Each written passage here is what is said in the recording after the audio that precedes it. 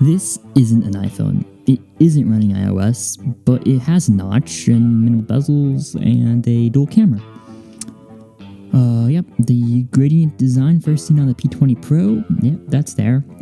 This seems like a pretty average, normal 2018 smartphone. But wait, it has a headphone jack, and I can actually use it on my network, and it costs $200? Okay.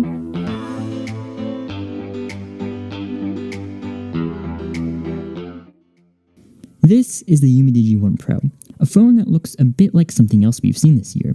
Well, by something else we've seen this year, I mean almost everything we've seen this year. The notch on top, plus the small bezel on the side, plus a slightly larger bottom bezel includes the 2018 boring phone format. But this phone is different. No, it's not specs, and it's not the screen, and it's certainly not the camera. It's connections.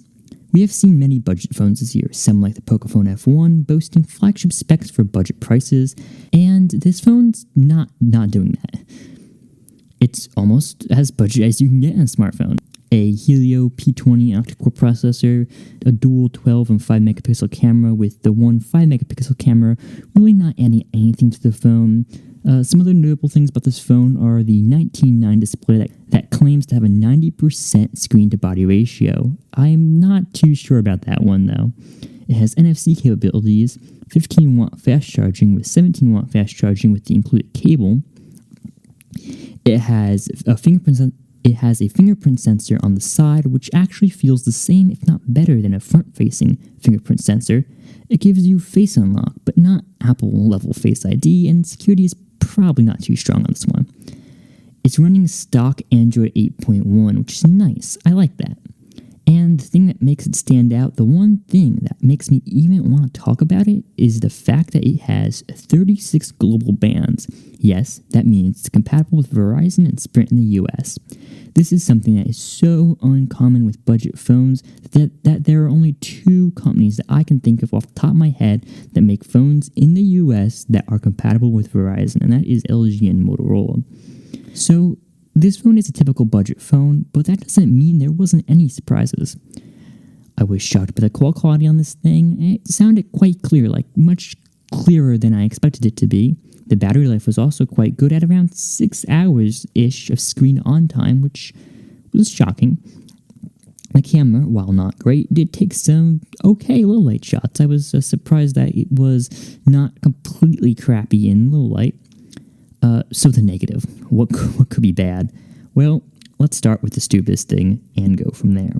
Why, when I go into some apps, does the navigation bar turn white with the keys still staying white? Did no one think, hey, maybe you wouldn't be able to see that? Like, maybe you should keep the nav bar black and the key is white. The phone kind of felt slow when I first started using it, but after I added a literally random Samsung launcher from the Google Play Store, it started to smooth up. Nova Launcher also made it very smooth, but the standard stock Android launcher was not working too well with this phone, which was weird, I guess.